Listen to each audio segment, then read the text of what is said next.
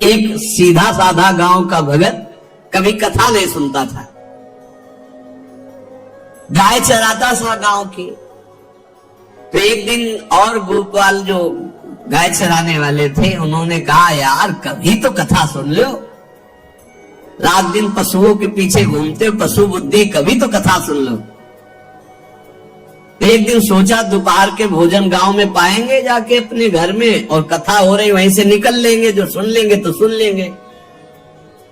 खड़े खड़े वहां चर्चा चल रही थी, जिसने मनुष्य जन्म लेकर के गुरु मंत्र नहीं लिया और नाम जब भगवान का नहीं किया, उसका जीवन मुर्दा, व्यर्थ जीवन।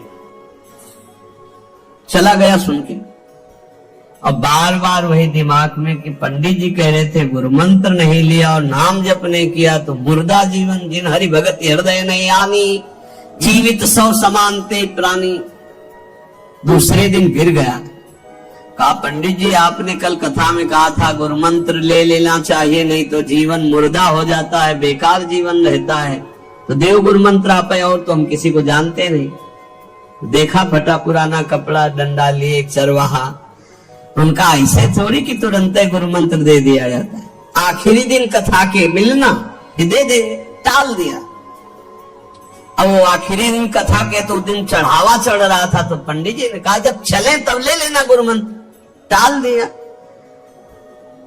अब वो जब आखिरी दिन के बाद वो, तो उस समय घोड़े पे बैठ सब सामान लाद के पंडित जी चलते थे, वो तो सब सामान लाद के चलने लगे हो।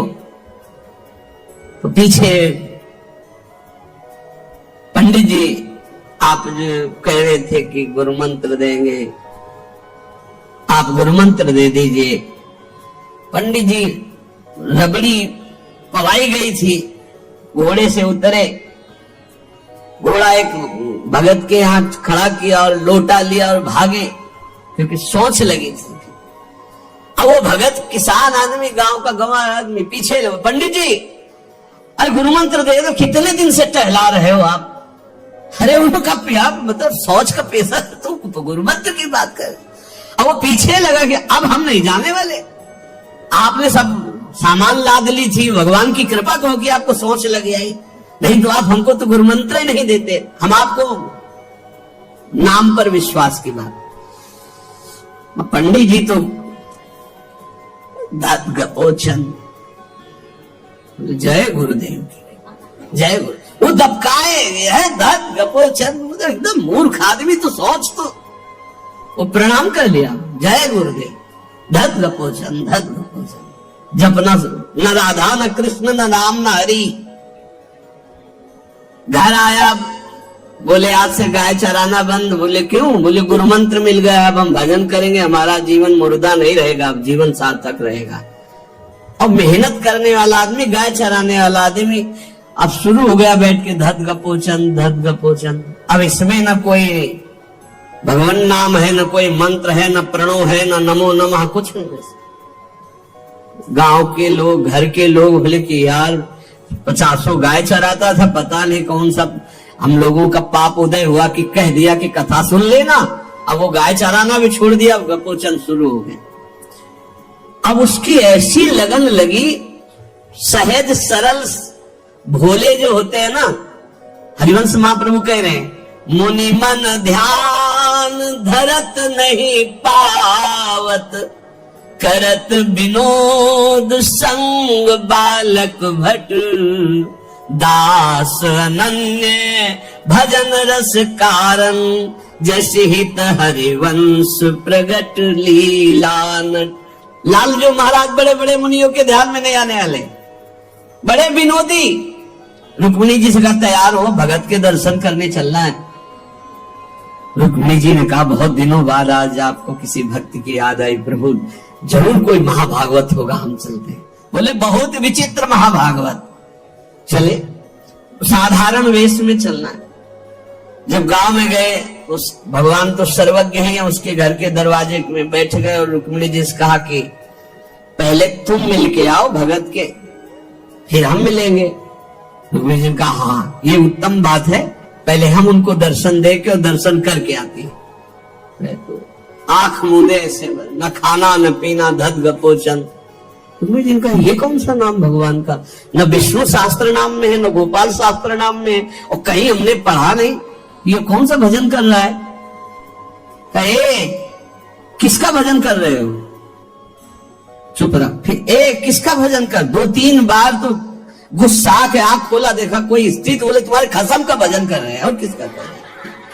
वो रुक्मिणी जी आ गई, बोले बहुत जानकार भगत है प्रभु द्वारिकाधीश से कहा बहुत जानकार भगत है। बोले क्यों, बोले हमने कहा कि किसका भजन कर रहे, देखो हम इतना छुप के गए थे लेकिन वो पहचान गए, वो कह रहे तुम्हारे कसम का भजन कर रहे थे। अब भगवान ने कहा हाँ तभी तो हम आए भगत जोड़कर। बोले प्रभु आप दर्शन बाद में करना, जाके पहले हमारा प्रश्न बता, प्रश्न का उत्तर दे दो कि आपके विष्णु शास्त्र नाम, गोपाल शास्त्र नाम, बहुत से नाम है, ये नाम तो हमने कभी नहीं सुना। भगवान ने कहा ये नाम हमको तो बहुत प्यारा है। बोले आपको कब, मतलब ये कब कैसे नाम रखा गया। बोले बहुत प्यारा है, हमारा ब्रज का रखा हुआ नाम है, ब्रज में मैया ने रखा था। कैसे रखा था। बोले एक दिन मैं माखन चोरी कर रहा था, सखा के कांधे पर खड़ा हुआ, ऊपर माट में हाथ डालकर मक्खन पूरा ऐसे खाता जाता, सखा को पवाता जाता। इतने में मैया और गोपी जन आ गई। एक कन्हैया ये क्या कर रहा है। अब हमने देखा कि फंस गए। हमने कहा कि मैया हमें बहुत भूख लगी थी और देखा कि इसमें चींटी चढ़ी हुई है, हम चींटी निकाल रहे थे।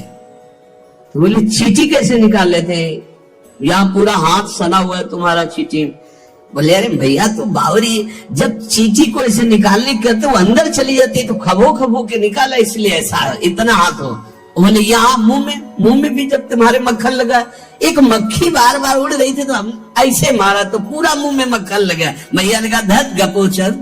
बोले ये उस समय का नाम रखा हुआ है, मेरा बाल गोविंद में जब मैया ने रखा था मक्खन चोरी के समय उस।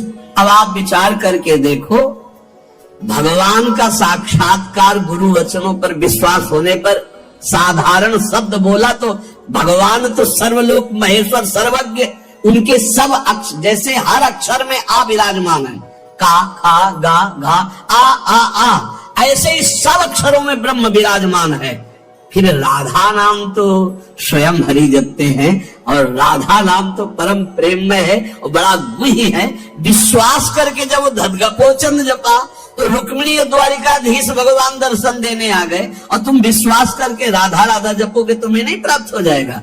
अरे यही राधा स्वयं भगवान हरि जपते हैं। इसलिए पहला जीवन का चरम लक्ष्य भगवत प्रेम, भगवत प्राप्ति। दूसरा, हमारी बुद्धि केवल विचार करे तो श्यामा श्याम के ही विषय में, किसी व्यक्ति वस्तु स्थान का अगर हमारा चिंतन हो रहा, संबंध हो रहा, तो श्यामा श्याम के संबंध से हो। जैसे गोस्वामी तुलसीदास जी कहते, नाते नेह राम के मनियत सुहृद सुशील जहां लो। अगर ऐसा नहीं तो फिर हर वस्तु व्यक्ति स्थान में एक आसक्ति है, वो बांध लेगी, आप श्यामा श्याम तक नहीं पहुंच पाएंगे। इसलिए बुद्धि का जरूरी है प्रिया प्रीतम में स्थित होना। अगर बुद्धि ये निश्चय कर ले कि परम सुख स्वरूप श्यामा श्याम ही हमारे हैं, हम श्यामा श्याम के हैं, सुख है तो श्यामा श्याम के नाम में, रूप में, लीला में, धाम में। अभी आपने सुना आनंद का तारतम्य। तीसरा, जो गुरुदेव ने नाम दिया है इससे बढ़कर महत्व तो किसी नाम में नहीं होना चाहिए। किसी की निंदा नहीं, सब नाम हमारे प्रभु के हैं, पर हमारे लिए सर्वश्रेष्ठ नाम हो गया जो गुरु ने दिया है, जो मंत्र दिया, जो नाम दिया। एक एकांतिक में आए और बोले हम कुछ 2-4-6 महीने से हम आपके शिष्य हैं, मंत्र ले लिया है। स्वप्न में एक महात्मा आए और उन्होंने हमको और मंत्र दिया है। तो अब तो हम समस्या में फंस गए कि आपका दिया गुरु मंत्र जपे या स्वप्न में कोई और महात्मा आए थे उनका दिया जपे, क्या करना चाहिए। हमने कहा तस्मात् शास्त्रम प्रमाणम। जब सप्त ऋषि जी आए स्वप्न में नहीं, सीधे साक्षात आए पार्वती जी के पास। और कहा ये किसके लिए तपस्या कर रहे हो? महादेव जी के लिए। महादेव